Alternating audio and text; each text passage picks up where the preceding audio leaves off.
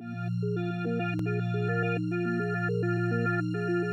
as commencé à zéro, là. Tu commences à zéro, tu vas avoir une banque et ils ne veulent pas te prêter, là.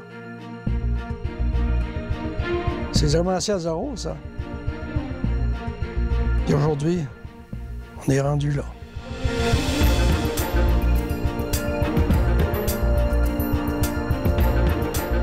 J'aimerais passer le cap des 100 ans pour voir encore ce qui va se passer, ce qui va se continuer.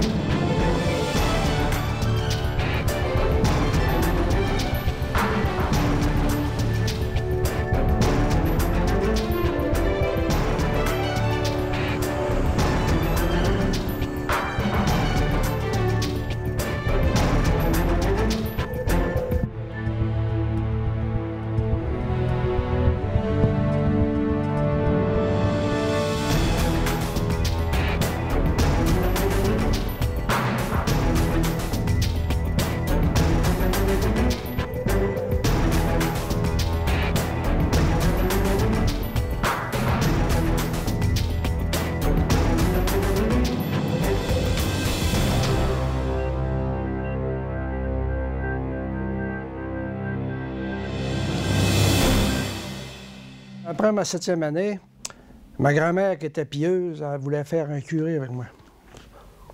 Moi aussi, j'étais d'accord. Dans ce temps-là, la religion, c'était primordial.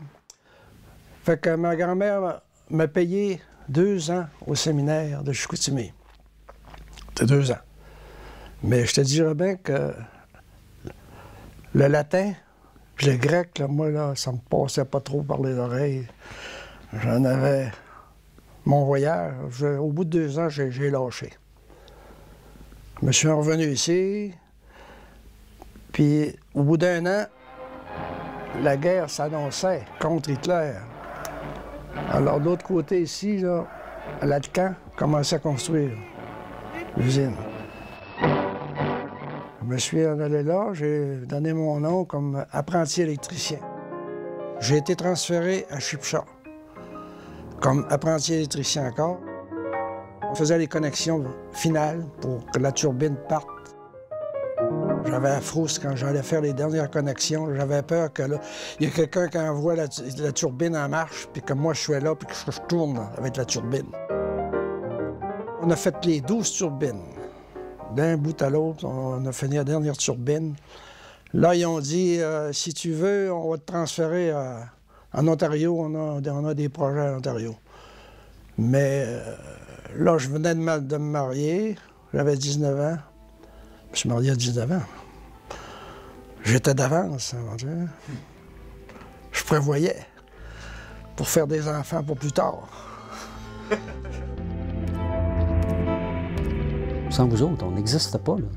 C'est pas de la machinerie, c'est pas des bureaux, c'est pas des ordinateurs qui font la compagnie. C'est ceux qui y travaillent.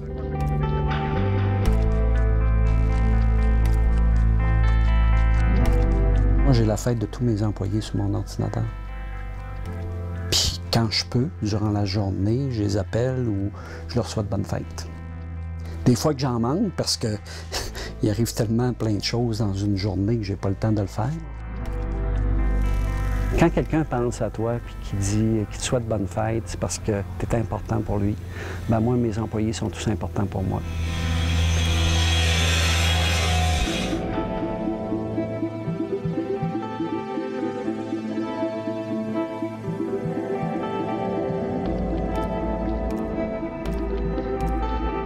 Moi, j'ai grandi vraiment dans l'environnement d'une entreprise qui était adjacente à la maison familiale. Je me souviendrai toujours, une fois, j'avais dit à mon père, « Regarde, je vais rentrer le camion dans le garage. Je suis capable de le rentrer, mais mes pattes n'étaient pas assez longues pour atteindre les pédales à frein et la pédale à gaz. » Et dans le garage en question, il y avait un puits d'homme qui réparait les camions. Puis finalement, la boîte que j'avais mis par-dessus la pédale à gaz a débarqué. Puis je n'ai pas été capable de peser sur le break. Puis finalement, le camion a rentré de côté dans le puits d'homme. Alors ça a été une histoire assez cocasse que je vais me rappeler tout le temps de ma vie, mais on a vraiment été élevés dans ça. Je vous l'avais dit que j'étais capable de conduire ça, hein? Disons que c'est pas l'habillement idéal, là, mais ça fait. Mes oncles étaient des excellents opérateurs, mais aussi des inventeurs. J'avais un de mes oncles, Paul-Henri Fleury, qui, lui, il avait pris une chenille de bombardier et il avait inventé vraiment un mât pour mettre sur la chenille pour être capable d'aller planter des poteaux dans des endroits très difficiles d'accès. Alors ça, Electro a évolué avec ça, puis on a toujours continué dans cette direction-là.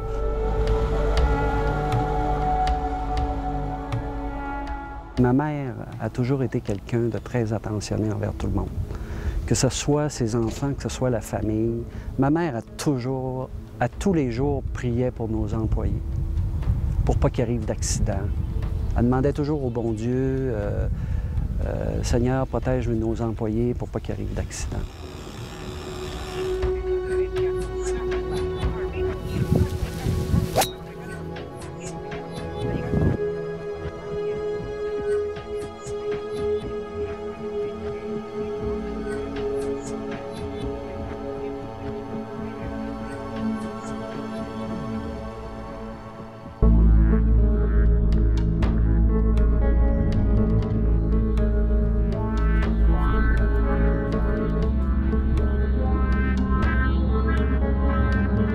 Moi, j'ai embarqué en 65. Fait que graduellement, j'ai fait l'installation électrique résidentielle. J'ai fait aussi un petit peu de montage de ligne. Et puis, mon père, pareil, il a dit en 67-68, il dit, faudra que tu viendrais m'aider au bureau. J'ai juste temporaire, mais je vais me ressortir de là. Je regarde en direct, ça?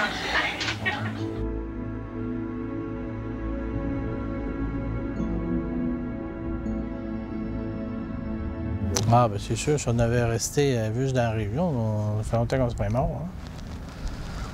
Je pense qu'on n'aurait pas vécu. Là. Tu sais, quand tu veux rester petit, tu restes petit, là, mais faut que tu grossisses, faut que tu te perfectionnes, faut que tu ailles chercher d'autres choses, d'autres sortes de projets qu'on ne pensait pas pouvoir faire, mais à force de prendre des contrats, on dit on va se perfectionner, puis ça, on est capable de faire ça. C'est sûr que tu restes pas dans la région. Là. La région, c'est très petit. Là, puis là, on est allé dans le nord. On est allé à Baie-James. On est allé Fermont, là, dans le Grand Nord. Puis toutes sortes de projets qu'il y avait par là. Ça fait que ça nous a permis de garder notre main-d'œuvre puis d'avoir l'expertise qu'on n'avait pas avant.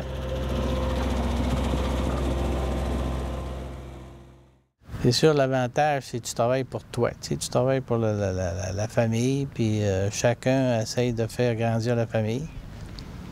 Et puis, c'est comme ça qu'on est parti de mon père à aller jusqu'à... On est rendu à la 3e génération. Là. Ça fait que petit à petit, l'oiseau fait son nid, puis c'est comme ça qu'on a grossi, là, tu sais.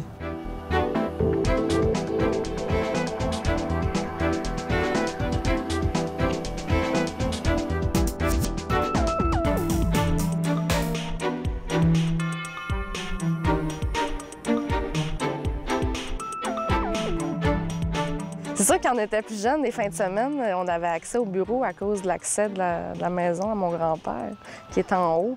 Donc c'est sûr que les fins de semaine, on allait avec nos amis en bas, puis on se prenait chacun un bureau. Mais puis on s'appelait, on faisait nos petites soumissions. C'était naturel que ça arrive comme ça.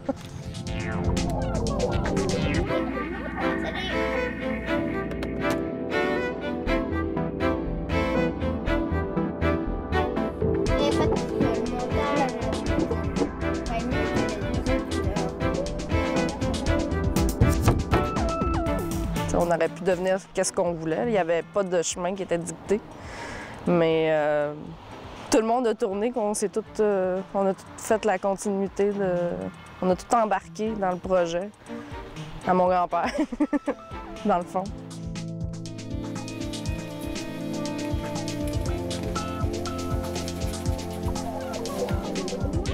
On a les réseaux de lignes de distribution.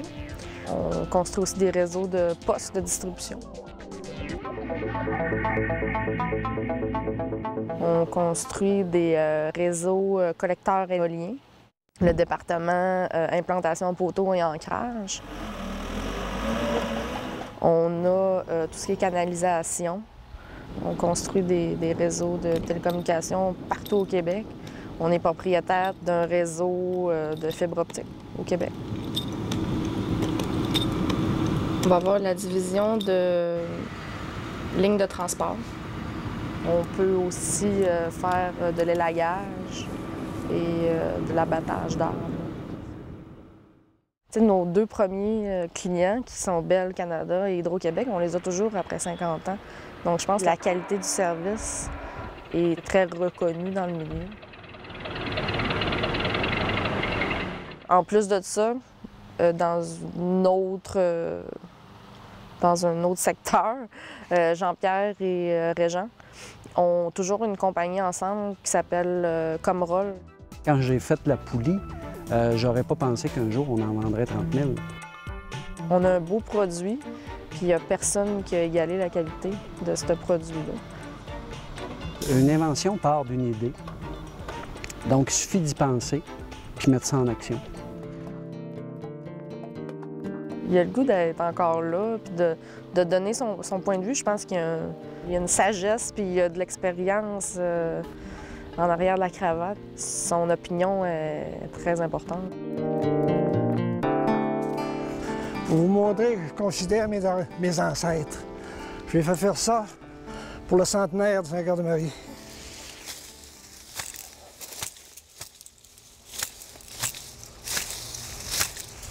Mon ancêtre, il était maire de 1890 à 1906.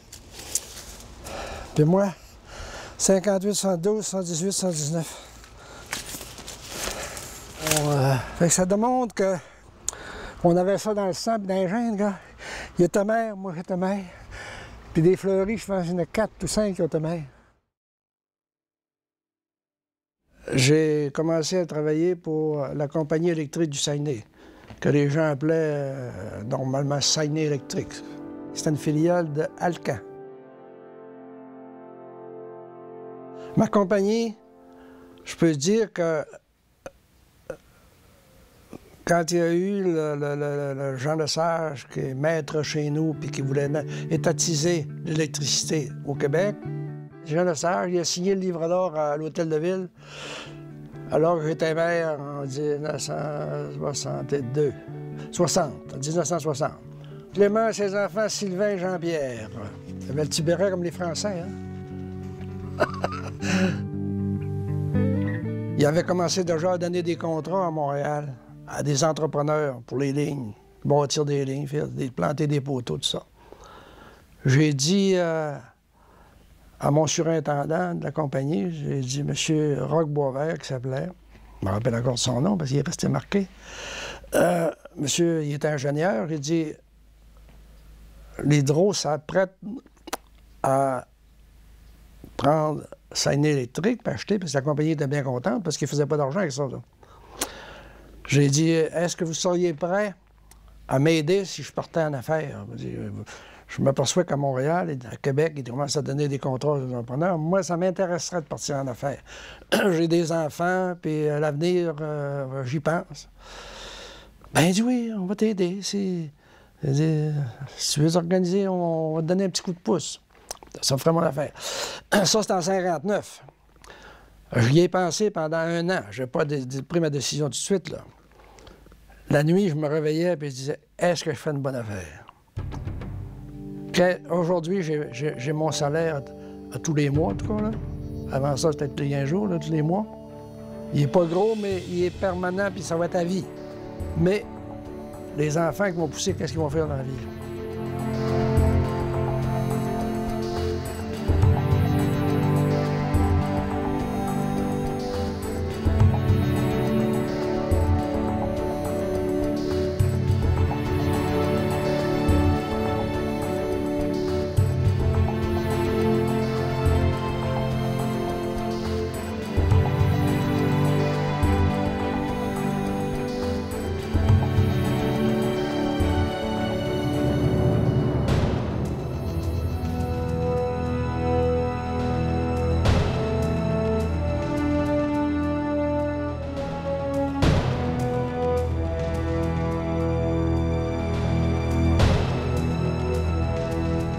Avant mon père, il y a Joseph Wilbrod Fleury qui a été le premier arrivant à Saint-Cœur-de-Marie, qui a fondé ce village-là, qui est devenu par la suite, dans les années 2000, Alma.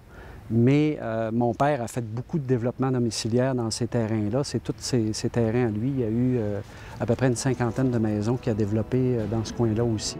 Maintenant, fait que ça, j'ai construit ça jusqu'à la rue là-bas, là. Électro-Saguenay a fait la phase 2 à partir de 2000. Puis moi, bien, ça va être 3, 4 et 5. Alors, on est des descendants de Joseph Wilbrod Fleury, mais on a tous apporté notre contribution à l'avancement de notre municipalité qui maintenant est Alma. T'sais, le garage, on a un entretien mécanique qu'on fait nous-mêmes. Donc, c'est vraiment une plus-value. On a une expertise dans ce domaine-là. Nos employés sont extrêmement compétents et qualifiés. On fait tout de A à Z. Ils réparent les moteurs, ils modifient les carrosseries, modifient les mâts, les nacelles, les grues. En 89, quand ma mère est décédée, c'est arrivé un peu dans ce temps-là, c'était au mois d'août. Mais moi, j'avais acheté le terrain de la commission scolaire qui est aux côtés où le bâtiment est là actuellement. Ah, c'est lui. Le collège qu'il y avait ici en avant, c'est lui. Le collège à l'Assomption. C'est un gros collège. Mais il y a eu un tremblement de terre, puis il a fendillé de haut en bas, vis-à-vis de l'escalier. Puis les parents ne voulaient plus envoyer leurs enfants là. Ils avaient peur qu'il arrive une avarie. Fait que le collège, on l'a tout fait démolir, on lui a donné un contrat pour le démolir. Ça fait qu'on a tout escavé ça, on a tout rempli ça, puis on a construit le bâtiment d'entretien de 15 000 pieds carrés. Ça, je suis bien fier de ça, ce bâtiment-là. Je pense que c'est rare les entreprises dans notre genre qui ont un bâtiment comme ça. Ce bâtiment d'entretien-là est une des clés là, du puzzle là, qui fait en sorte qu'on est en mesure de relever des défis importants.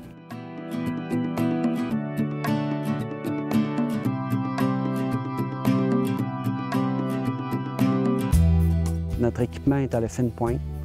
Nos camions sont toujours très clean, très propres. Et c'est une fierté. Là, j'ai été prendre mes licences de maître électricien. Monté à Québec, passé mes examens, j'ai eu mes licences de maître électricien. Je suis revenu ici, là j'ai une certaine base. Tu comprends-tu? Là, je peux m'avancer un petit peu plus. J'ai dit, pour le moment, je vais m'engager un homme, un maître électricien. Moi, je vais rester à mon travail. On va voir comment ça va fonctionner. Moi, j'ai acheté un petit camion. Je travaillais le soir, puis j'installais des télévisions, je faisais des prises de courant dans les maisons, puis je faisais toutes ces choses-là. Alors là, ben, j'ai dit, là, on va prendre ma décision. Fait qu'un bon matin, aujourd'hui, je laisse tout ça là, puis je me lance. Mais demain, mon ami, il faut que tu travailles parce que c'est ça que ton salaire. Si tu travailles pas, puis si tu gagnes rien, tu ne mangeras pas.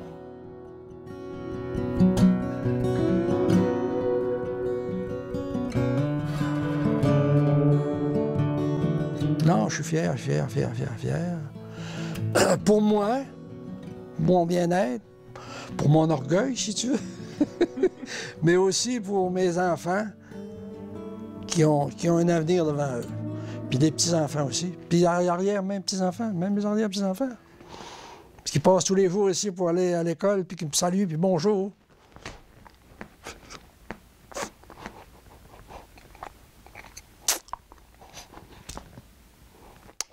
C'est plaisant.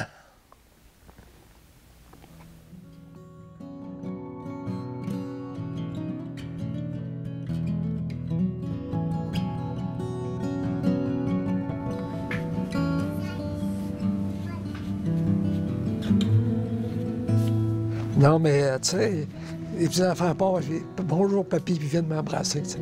Plaisant.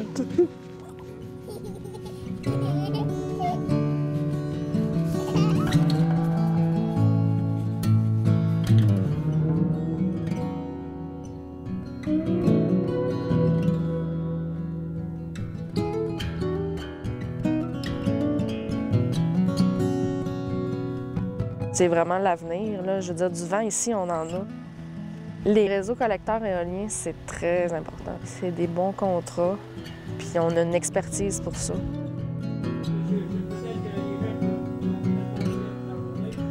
Tout ce qui est collecter les éoliennes ensemble, l'énergie.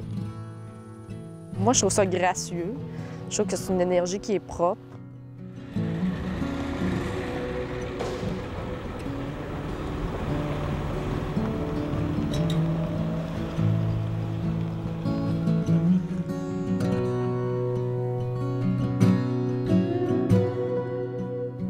Quand j'ai décidé d'acheter l'entreprise en 2009, ça a été une grosse décision parce que je me disais, bon, ben Jean-Pierre, il va falloir que tu continues encore longtemps, là, minimum 10 ans, puis peut-être plus, donc avant que les jeunes soient